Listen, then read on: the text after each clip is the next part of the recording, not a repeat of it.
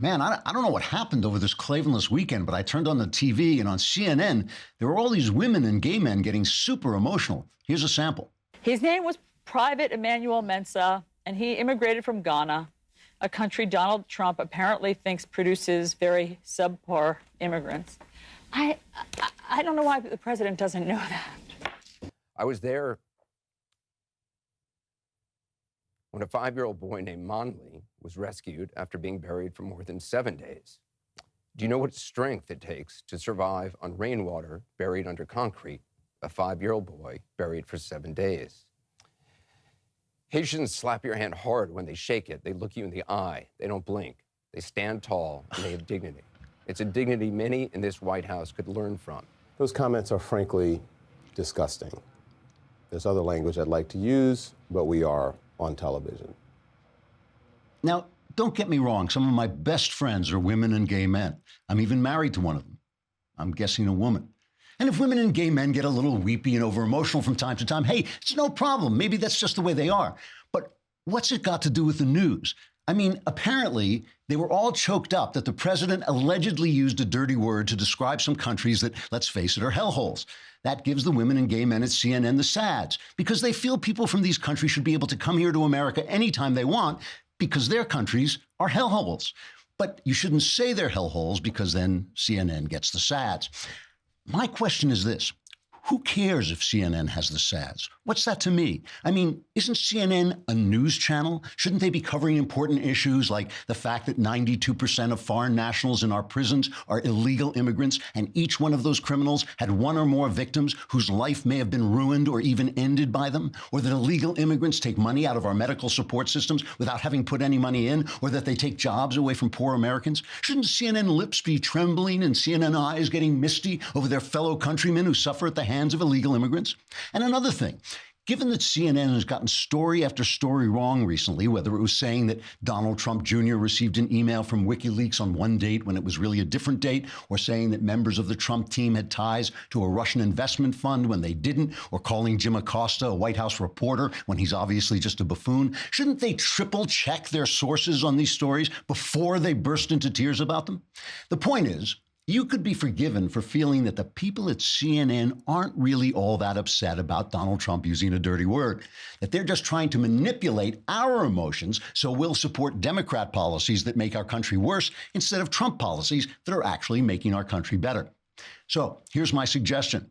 How about from now on CNN, they just report the facts. And if any of their reporters, whether they're female or homosexual or Chris Cuomo, if any of them get teary-eyed, they can walk off camera and collect themselves and then come back on and continue to describe how Donald Trump's immigration reforms are better than Obama letting wave upon wave of illegals and refugees into our country unvetted. Then they can go off screen and cry some more. Or just go home, because no one's watching them anyway. Trigger warning, I'm Andrew Klavan, and this is The Andrew Klavan Show. I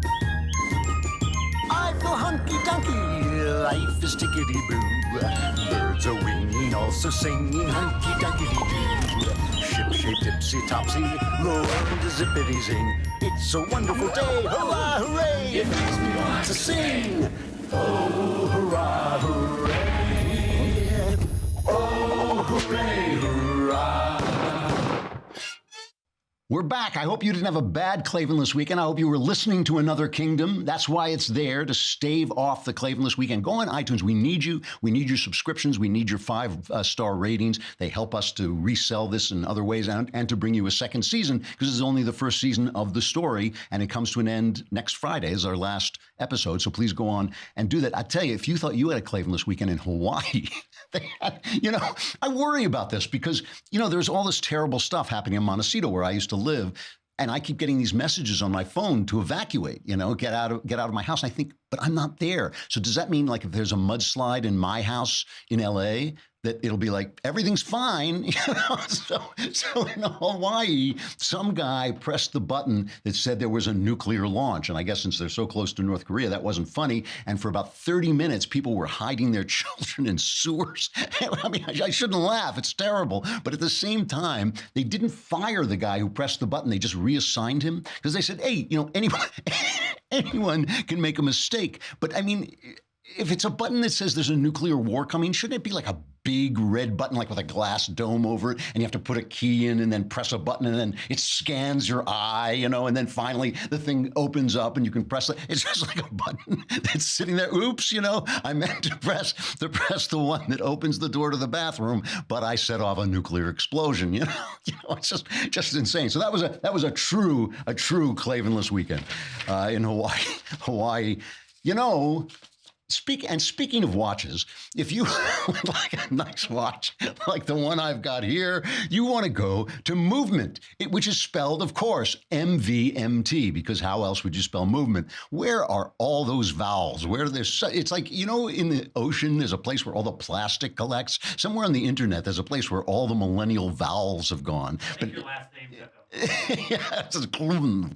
But Movement, it's MVMT is Movement. And the money they save on vowels, they put into selling you excellent watches at a good price. They're very beautiful watches. If you went into a store, it might cost you $400, $500, but these Movement watches start at just $95. They figured out that by selling online, they were able to cut out the middleman and retail markup, providing the best possible price. It's got a classic mod design. You can see it. People notice it. It really is beautiful. They've already sold over 1 million watches in over 160 countries. And you can get 15% off today with free shipping and free returns by going to movement.com/Andrew. Let me spell that for you, because otherwise I don't know how you could figure this out.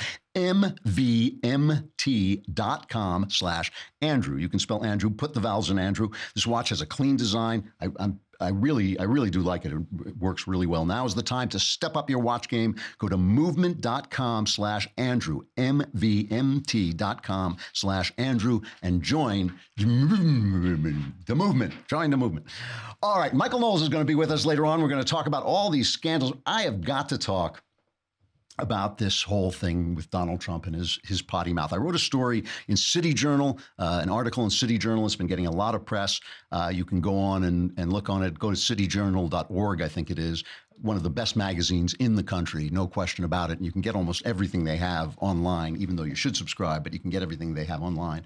And take a look at this article, because I really feel I'm a polite person. I don't go around and say to people, oh, your country's a hellhole or whatever. And sometimes Donald Trump offends me with his impoliteness. But I think that weirdly, maybe even in spite of himself, he is doing God's work. And I will explain to you what I mean. The right is really bad about understanding the culture. If you watch Paul Ryan, he thinks if he stands up in front of a chart with a stick, people go, I see. When you cut taxes, then businesses get more money. There are more jobs and profits, and everybody's boat, all ships are lifted. That's not what happens. What the left does is it simply creates a web of silence through using our good manners. And because we are people with good manners, we don't like to feel that people are offended by what we say. We don't like to feel that people are hurt, their feelings are hurt. We're nice people, right? All of us, most people are nice people. They don't want to, and this entraps us when they establish what is nice, when they have the power through Hollywood, through the news media, through the Academy. They have the power to establish what the manners are, right? So Donald Trump is in a meeting. He's talking with Democrats and Republicans, and he says in an offhanded way, why do we have people coming in from all these hellholes of countries? And he doesn't use the word hellhole. On CNN, they've been repeating the curse word over and over again, even though they never did that to Obama, who also cursed behind the scenes, as all men tend to do. They curse in closed-door meetings. So Trump cursed, so the CNN is repeating this over and over again. So you know what the word is. I don't have to repeat it. Why are we letting in all these people from hellholes? Why don't we have people from Norway? Now, the thing is, we do not know this happened.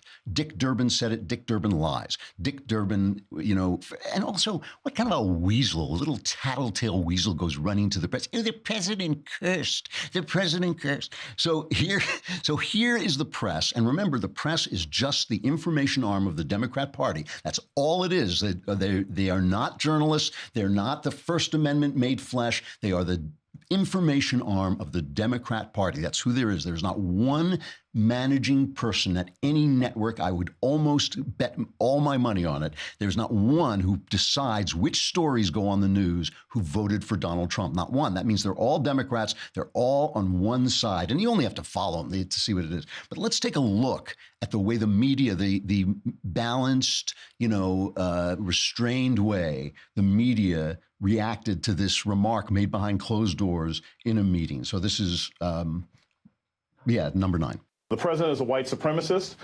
We heard in Charlottesville, our president is a terrorist sympathizer, and our president is a clear and present danger to non-white people in America. If you are working inside the White House and your goal is to try to prove that this is a rational, sane president, that this is not a president who's lost his step mentally, if this is not a president in the early stages of dementia, that can't control some of the things that he blurts out of his mouth. Wow. Sir, they're not whole countries. For one, Donald Trump isn't their president. And now if we take this additional, very clear racist thing, he's an evil man. We don't talk about that a lot. We talk about he's insane and he's crazy and he's this. That's evil. I'm not surprised at all, to be honest with you. A lot of this has been rooted in white supremacy and racism since the very beginning. Because we now know that we have in the White House someone who could lead the Ku Klux Klan in the United States of America, somebody who could be the leader of the neo-Nazi. So if you don't think this stuff is powerful, okay, and I frequently compare Donald Trump to Randall Patrick McMurphy, who comes into this insane asylum where the rules seem to be of benefit to all, and Nurse Ratched seems to be the mother of everybody, and she's taking care of everybody, but it really creates a mental prison. And because Randall Patrick McMurphy in the novel and in the Jack Nicholson film, because he's a loudmouth, because he's a thug, because he's not a nice guy, he breaks that mental prison. He breaks through that mental prison. And I think Donald Trump does that, whether we agree with what he said or not. But if you don't think this thing is powerful, I know I've used this example before, but it really is important because it's happening all over Europe. Between, I think it was 1997, I'm talking off the top of my head, but it's 1997 to 2013, somewhere in there, the early 2000s. At a conservative estimate, 1,400 little girls were raped by Pakistani Muslim immigrants in England in a city called Rotherham. They were raped, and they were bred to rape, and they were enslaved essentially. And they were complaining to the police, and they were complaining to the council, and everybody knew it was happening. These are little girls as young as 11 years old being raped by these monsters. And nobody wanted to say anything because nobody wanted to be called racist, because it's as much as your career is worth to be called racist. And it's also just, it's uncomfortable. It's a horrible thing to say about anybody. We've all got it. We got it. Racism is bad. So nobody wants to be tarred with that brush. Nobody wants to be called these names, right? And so that's how powerful this is. And the problem that we have is every time somebody says something that the left doesn't like, just facts, that black people commit proportionately more crime, that Muslims commit most of the terrorism in the world, that women and men are different, and maybe that's why that accounts for the disparities in their careers and their pay. Maybe women don't actually care about careers the way men care about careers. Maybe they shouldn't care about careers. Maybe they have something more important to do than a career.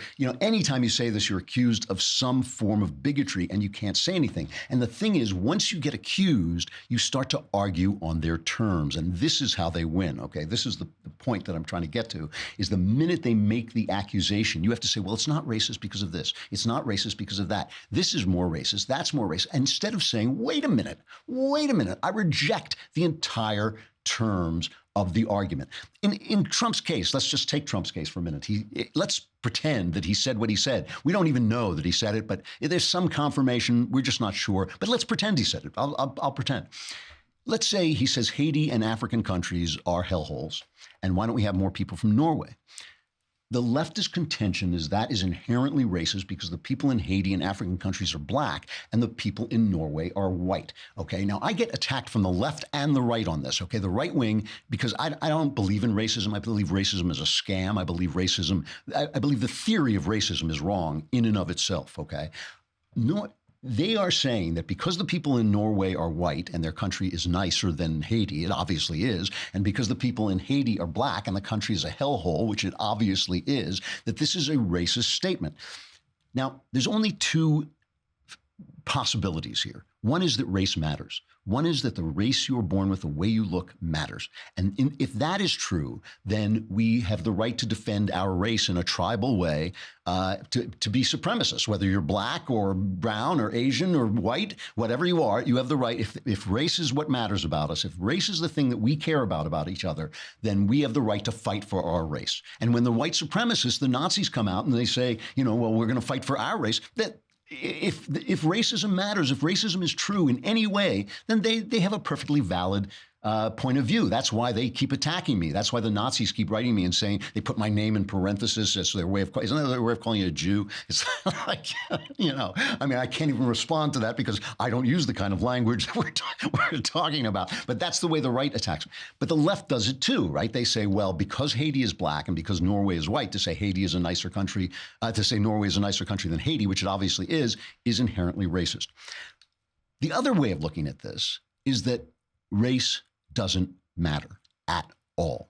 And this is, to me, the only, if you are a believer in the Bible, and I am a believer in the Bible, this is the only possible way to look at it. The Bible says that man is created in God's image, and it doesn't say man like male, it says man and woman, right? Men and women are created in God's image. If you don't like the way somebody is made, it's not what somebody has become, not what they've made of themselves, not what the world has turned them into, but if you don't like the way somebody is made, then you are insulting the image of God. Good luck to you. Just don't stand too close to me, because when the lightning hits, I want to be in the next block. Okay, that's fine. But that is where I stand. Where I stand is that, look, and what people keep sending me, these right-wingers, fascists keep sending me, is they keep sending me stuff saying, well, look at IQ levels and look at this country and look at that country. Look, I'm not a scientist, and neither are you. I mean, you're just compiling, but we don't even know how long it takes to change the IQ of people. I suspect it's probably one generation.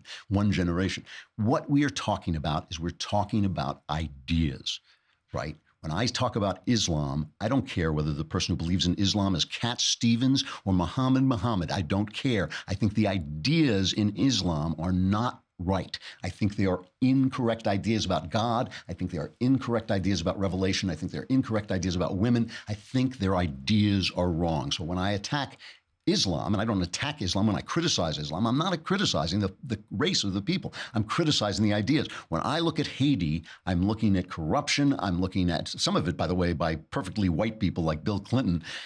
I'm looking at corruption, I'm looking at bad governance, I'm looking at bad ideas. When I look at Britain, for instance, during the Victorian age, I can safely say that the ideas of the British in the Victorian age were better than the ideas of people in Haiti governing Haiti today. I can say that because I can look at the result. When I look at Islam, I don't have to tell you about the fact that I don't have to say, oh, there are plenty of nice Islamic people. Of course there are. But when I look at places where Islam rules, the countries are worse than other countries. They're more unequal, they're more violent, they're more impoverished. There's something about this that doesn't bring the human dignity that Christianity brings. And so if we're arguing about ideas, and it's hard to do this, then what are the people who point to race trying to do? They're trying to keep from talking about ideas. They're trying to stop you from talking about ideas. Why? Why are leftists trying to keep you from talking about ideas? And why is it only leftists? Well, I'll get to that. That's the next thing I want to talk about. It's only leftists who try to silence people. And this is the important thing. But first, let's talk about Skillshare, because it's a new year. You probably made some resolutions. There are things you want to do, new things you want to take up, and Skillshare is a way that you can learn new skills online. It's a collection of lessons, essentially, video lessons, over 18,000 classes in things like design, business, technology, photography, all kinds of things. I looked up, I've told you, I went in to test it out. I looked up the ones about writing. I thought, this is good advice. I wish I'd had this advice when I was starting out instead of having to invent the wheel myself. And I've looked at other things, like how to do a podcast when I did Another Kingdom, and I've looked at marketing because I'm not a very good marketing guy. And these are videos by experts in their field who essentially will teach you a class. And the deal that's on now is really good. It's just in time for the new year. Skillshare is offering the Andrew Klavan Show a limited time offer of 3 months of Skillshare for just 99 cents, which, as Austin was pointing out to me, is actually better. It didn't occur to me because I can't do math. It didn't occur to me that it's better than what they were offering before, which was 1 month for free. This is 3 months for just 99 cents, which is, let's face it, essentially free. To sign up, go to Skillshare.com/Andrew99, Andrew99, and please go on and do these things with the code, because that tells them that we sent you, and it helps us to keep our sponsors, which we need. Go to Skillshare.com/Andrew99, and you'll get 3 months of Skillshare for only 99 cents. Over 18,000 classes in all kinds of different skills that you can develop. It's a special New Year's offer. You can start learning today for only 99 cents at Skillshare.com/Andrew99.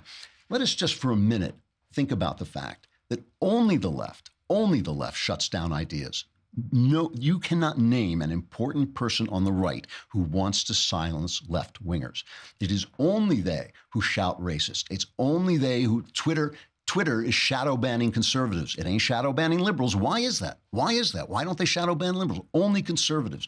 Google is now being sued by Dennis Prager, an honest man, if ever there was one, is suing them because on YouTube they demonetize his Prager University videos that are the most rational, straightforward explanation of conservative ideas. They did it to Knowles the other day. Knowles did a video. They demonetized that. Why? Why are they doing it? Why did they have to fire James Damore when he said, hey, you know what? Women may have different sensibilities and different desires and different capabilities and may not be as good at tech or as committed to tech as men are. They had to fire him. Why? Why did they silence ideas and we don't? You know, Ben goes and gives a speech. Rioters show up. 5'9" Ben Shapiro shows up, and they show up with clubs.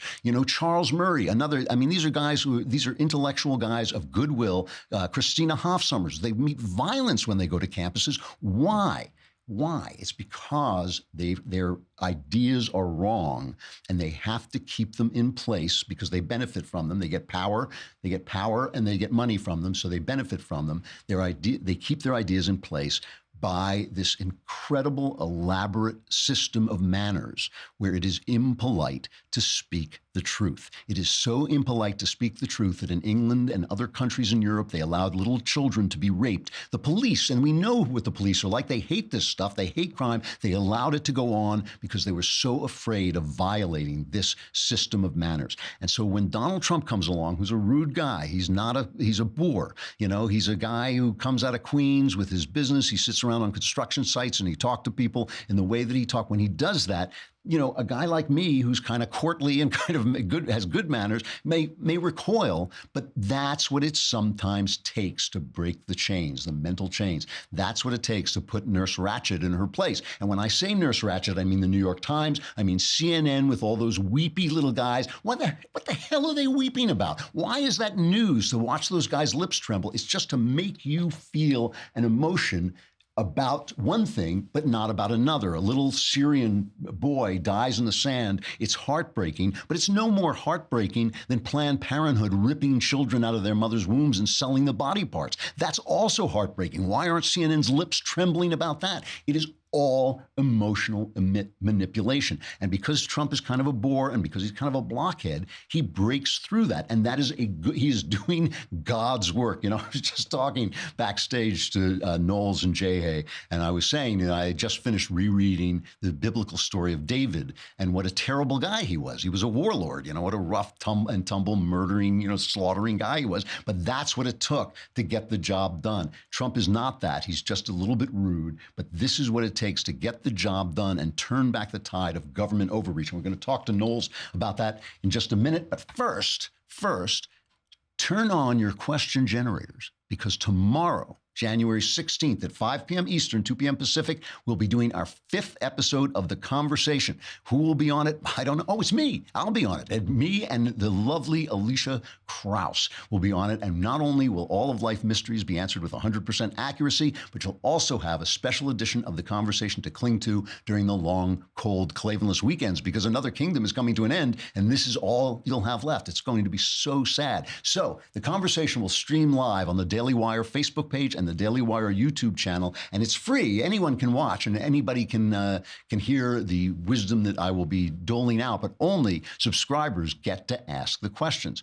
So here's what you do. You subscribe to thedailywire.com. Then as a subscriber, you log into the website, dailywire.com. You can watch the live stream and head over to the conversation page. And after that, just start typing into the Daily Wire chat box where we'll pull live questions as they come in. And once again, subscribe to get your questions answered by me. Guaranteed 100% correct. Will change your life on occasion for the better. This is tomorrow, January 16th at 5 p.m. Eastern, 2 p.m. Pacific. Join the conversation. Michael Knowles is coming on in just a moment, but we got to say goodbye to Facebook and YouTube. You can come on over to thedailywire.com, listen to the rest. If you subscribe, not only can you be in the conversation, the mailbag, I mean, your whole life will be solved for just a lousy $10 a month. You know, I'm not supposed to say this. You're supposed to say $9.99. I'm just assuming you're smart enough to understand that $9.99 is actually $10.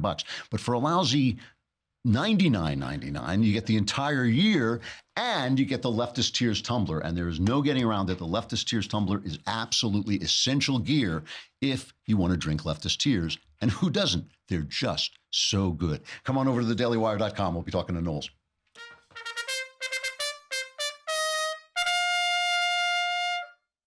All right, have we got Knowles? Bring him on. There he is. Hey. Nice shirt. Jeez. Oh, this old thing? Yeah, they're so much nicer to you than they are to me. They won't even give me a shirt. They just give me a jacket to cover up my T-shirt. I got to say, this shirt is actually just a product of my poker winnings from Saturday night.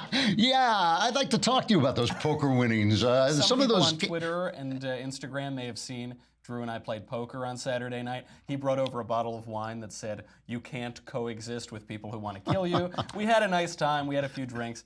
But I cleaned house, I'm very proud to say. You did. You know, I have to say, and I'm not making excuses here, but it really is true. I wrote that piece for City Journal, and I was exhausted because I also I'm putting together the book of Another Kingdom, and I did that. And I came over and I thought, you know, it's so nice to just sit with friends and just have a couple of glasses of wine. Oh, you took all my money. Where'd my wallet go? Wait a second.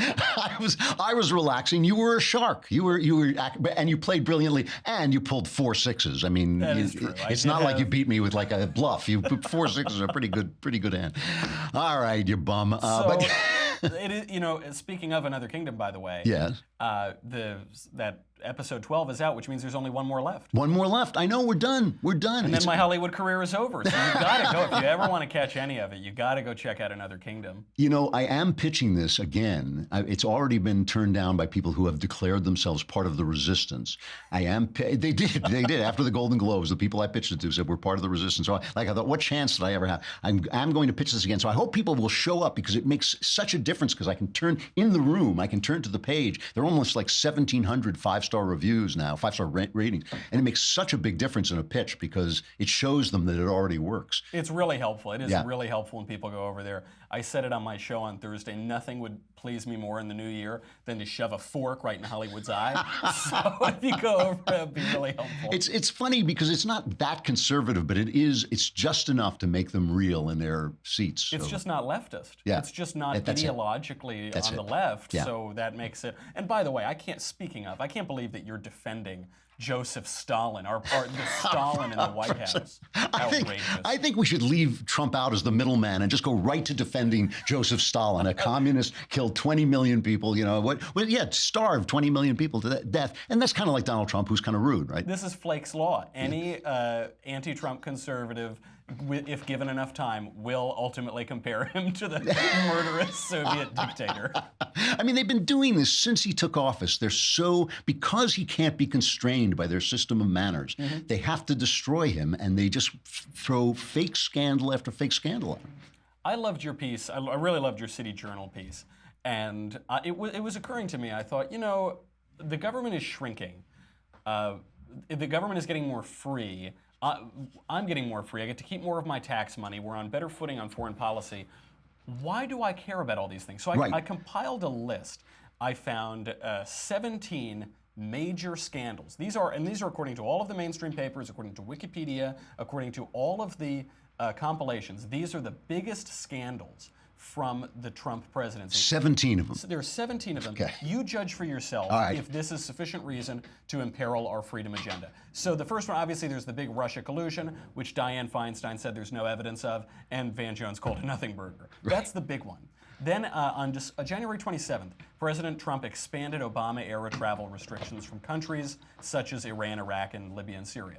On January 30th, President Trump fired an Obama-era holdover Deputy Attorney General for refusing to do her job. On February 2nd... This is a scandal. These are the big scandals. These took up multiple days of headlines. These are big enough that on CNN and the New York Times and Wikipedia, all left-wing outlets, they consider these the complete list of scandals. On February 2nd, Kellyanne Conway referred to the arrest of 2 Iraqi terrorists as a massacre, even though it wasn't a massacre, it was an arrest of terrorists. On February 12th, Jeff Sessions fired some Obama-era U.S. attorneys, totally in keeping with transition tradition. Right. On March 4th, Donald Trump tweeted that Barack Obama surveilled his staff during the 2016 campaign, and then CNN later admitted that they had indeed done just that, but for some reason that was a big scandal. On May 9th, President Trump fired James Comey. This was the big one. And Democrat Chuck Schumer, the Senate Minority Leader, announced months earlier, "I do not have confidence in Comey any longer." Right. But apparently this was a big scandal. Everyone on both parties wanted him and fired. he serves at the president's pleasure, right? I mean, he has absolute right to fire him. He serves at the president's pleasure, and everybody in the government wanted him fired, including Hillary Clinton. Yes, by the way. Sure, because he ruined her career. Yeah. So that's the really big one. On June 1st, we withdrew from the Paris Climate Accord, even though everyone agreed it would do nothing to help the environment. On August 15th, President Trump responded to the Charlottesville protest that included white nationalists and Antifa by condemning hatred, bigotry, and violence on many sides, later adding racism is evil and those who cause violence in its name are criminals and thugs, including the KKK, neo-Nazis, white supremacists, and other hate groups that are repugnant to everything we hold dear as Americans. Finally, he said not all of those people were neo-Nazis because some peaceful, non-racist demonstrators simply opposed statue-toppling leftists who wanted to change history. That is in the top 3 of the biggest things. He said racism is evil, and these people are antithetical to American ideals. And the trick they use is they make a big fuss about it, and maybe 4 days later somebody looks at the transcript and says he didn't say that. But by then they're already simply referring to it. They're just saying Charlottesville. You know, they just use it as his awful remarks. Terrible remarks. And you look back and you say, you know, he didn't actually say anything bad there, you know. If you look at everything he said, you get a clear picture of the situation. But they listen, that would be for journalists to do. That's not for CNN and the New York Times. These are really bad ones. On August 16th, he disbanded the American Manufacturing Advisory Council. On August 16th, he also disbanded the Strategic and Policy Forum because its members were protesting the administration. Then, a couple days later, the Committee on the Arts and the Humanities. How will our government function, by the way, without the President's Committee on the Arts and the Humanities? He's killing Big Bird, right? Yeah. Whenever they go after this, it's always he's killing Big Bird. Yeah, Trump fired Big Bird. Like Big Bird, meanwhile, is smoking a cigar. He said, I get the HBO bucks now, buddy. I don't need my government I'm out of money. this government work. Yeah, that was a big one. On August 25th, President Trump pardoned Sheriff Joe Arpaio for misdemeanor contempt of court. The injustice. Our government's falling apart. On September 29th, HHS Director Tom Price resigned because he used slightly too much money on private jets. On October 3rd, President Trump compared Hurricane Maria to Hurricane Katrina, and he was subsequently blamed because the Puerto Rican government squandered all of the relief money. Okay.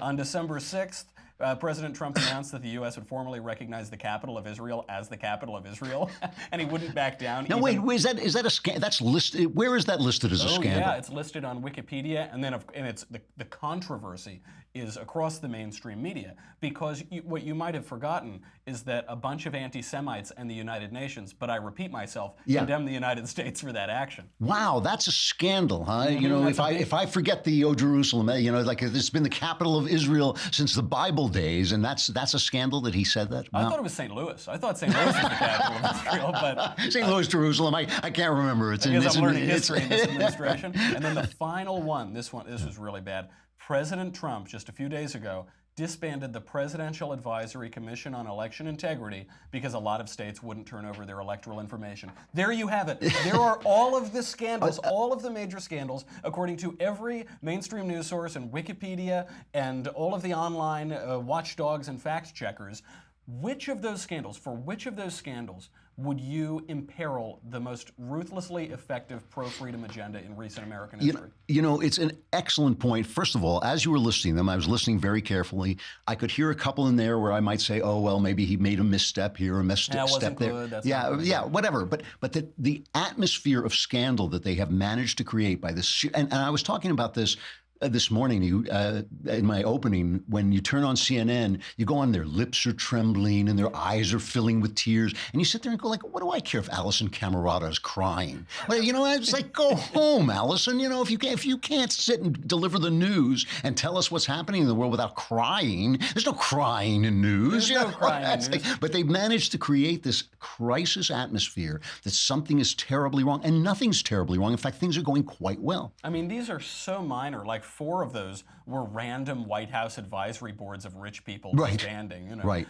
And compare it to Barack Obama. Compare the level of scandal to Barack Obama, who regularly and egregiously lied to the American people, in one case to upend 1/6 of the economy, who lied about major terrorist attacks that killed our ambassadors, who lied about gun running across the Mexican border, it was, to borrow a phrase, an empire of lies in the Obama administration. But of course, that's scandal-free Obama, no drama Obama. And in the meantime, Donald Trump, just in the first year, has cut the federal bureaucracy massively. HHS by 0.5%, even defense by over 1%, transportation 1.5%, justice 1.5%, energy 2.5%, commerce 3%, housing and urban development 3%, on and on and on, all the way up to Treasury, which has been cut by 7.5%. Under Barack Obama, Treasury increased because he was using the IRS to spy on conservatives and harass them. It is all about this. It is all about the establishing of the power of government, which is the power of the elites, which are these people who are doing this. But it's also about the fact that he undercuts their authority to decree what is racist and what is sexist and what is bad and what is good. I mean, they have taken that authority on themselves. That's what all the crying is about, and all the trembling lips. It's like, we know through our emotions that a dead Syrian child is more important than a dead unborn baby. You know, we can tell you this because we cry about the Syrian child, but we don't cry about that. And that's how you know what's right and wrong. And it's just, Trump shatters all that because he doesn't care. You know, one of the things is Trump said yesterday, he said, I'm probably the least racist president you've ever interviewed. I think that look, everybody has racism in them and all this stuff. That's what makes this whole thing so bad, this whole technique so evil. But the fact is, what he really thinks about is money. He thinks about money. He feels, blacks now have a better employment record than they've had for, I think, 20 years. And Trump thinks, like, what do you want? Everything else is on you. You know, you have a job. Now go make your life. You know, it's not his job to make you feel good about yourself. Yeah. His statement is probably true because he most likely thinks about race the least of any president. I think that's right. In recent memory. Yeah. Did you, did I hear that some people were actually blaming him for the fact that some bonehead pressed the nuclear warning button in Hawaii? That was Trump's fault somehow? Well, of course that was Trump's fault. Stalin. He has a lot of control over this government. This was amazing. If you missed this news item, everybody was blaming Trump. So Jamie Lee Curtis was blaming Trump. And she survived Halloween, so she must know something. Yeah, it's true. She survived like 10 times, I think. She survived it a whole lot. I saw it like Halloween H2O. You know? They cut off the guy's head. He still came back for another movie. Yeah, she says, this Hawaii missile scare is on you, Mr. Trump. The real fear that you can tell they're serious, by the way, when they randomly capitalize words. Yes. That's how you know they've thought and their about serious it. faces. It's on your arrogance, your hubris, narcissism, rage, ego, immaturity, and your unstable idiocy. You know, if you want to make the world a better place, take a look at yourself and be the change. There's a lot of projection going on here. Hawaii's a Democrat state, right?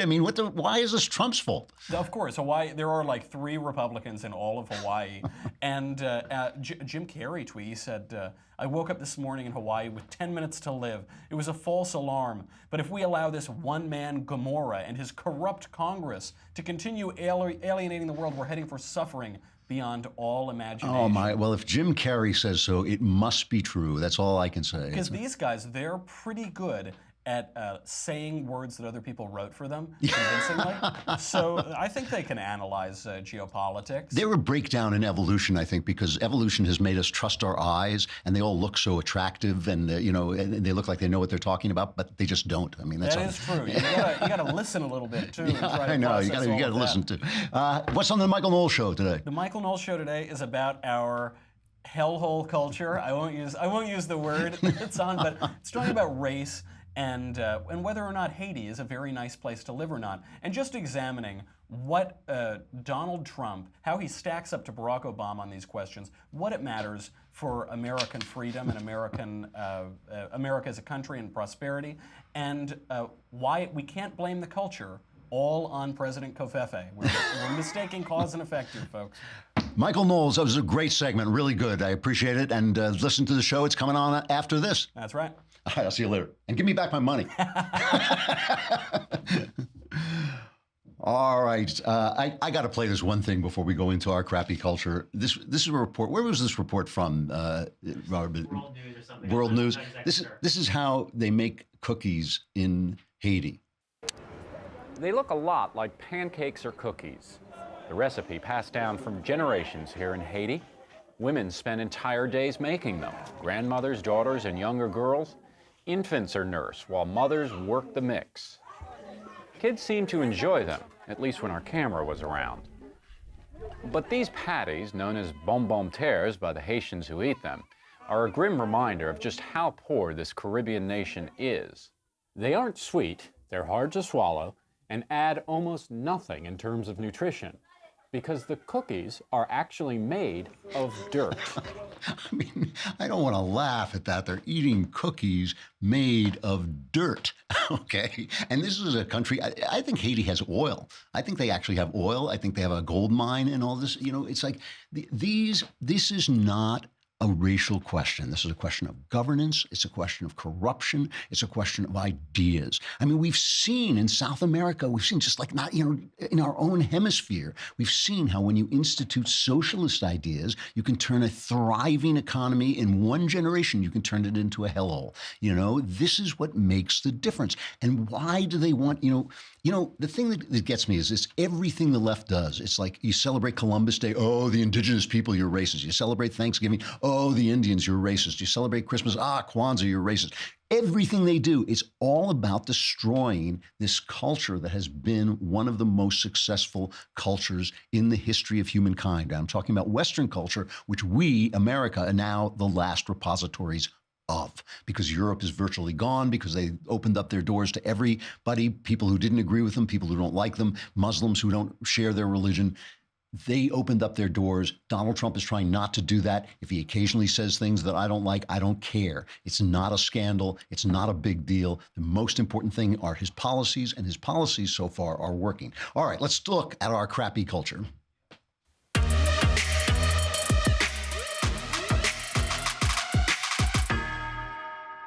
So today is Martin Luther King's birthday, which we celebrate, and it's always kind of an annoying holiday to me because we've just gotten back from Christmas, and the last thing I want is another day off. But we don't get a day off, so it doesn't matter. But I do actually believe that Martin Luther King was one of the great men of America and worthy of having a holiday in his name. And sometimes right-wingers like to point out that, he cheated on his wife, which he probably did. He dabbled with socialism and communism, which he probably did. He was not an economic genius. He was not some guy who really knew what the future was. The fact is, though, he was a devout Christian and a Republican most of his life. I mean, he did support Kennedy because Kennedy kind of got on the civil rights train. It really, really annoys me to see the left steal this holiday, as they do, by somehow proclaiming that it's Martin Luther King versus Trump. It's Martin Luther King versus the right. It's Martin Luther King versus the people who believe in America. But let us remember the most important thing, I think, that Martin Luther King said in some of his brilliant speeches. Two things I will point out, and I won't play the cuts, but I just to point out these things he said. One is that he called on America to live out the meaning of its creed.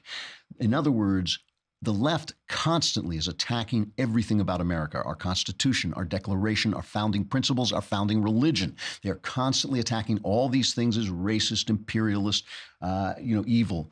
But Martin Luther King did not. He called on us to fulfill the meaning of our creed. The problem with 1950s and 1960s America was not the principles that we were living on, is that we betrayed those principles by cutting out people according to the color of their skin, and we did. We did do that. That was wrong. It was wrong. We know it was wrong because it was against our principles. It's our principles that he was trying to put in place, not the principles of the left, which have been antithetical to everything America stands for. And the second thing he said is that he dreamt of a day when people would be judged not by the color of their skin, but by the content of their character. Let that day be this day. All we have to do is stop. We have to stop listening to the left, who makes everything about race. We have to start listening to our hearts and our Bible, which tells us that it is all about ideas. It is all about right and wrong. It is all about behavior. It's not about IQ. This worship of IQ is disgusting. It is just a form of racism. It's just another form of racism.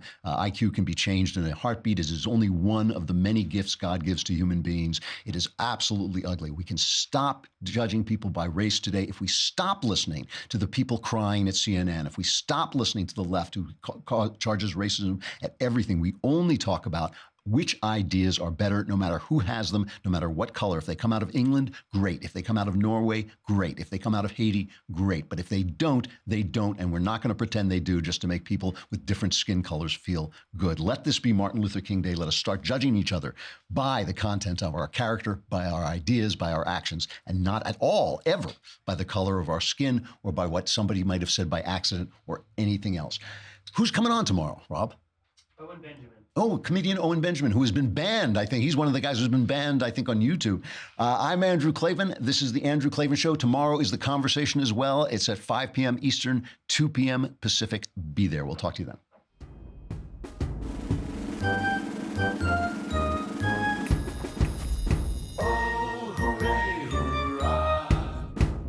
The Andrew Klavan Show is produced by Robert Sterling, executive producer Jeremy Boring, senior producer Jonathan Hay.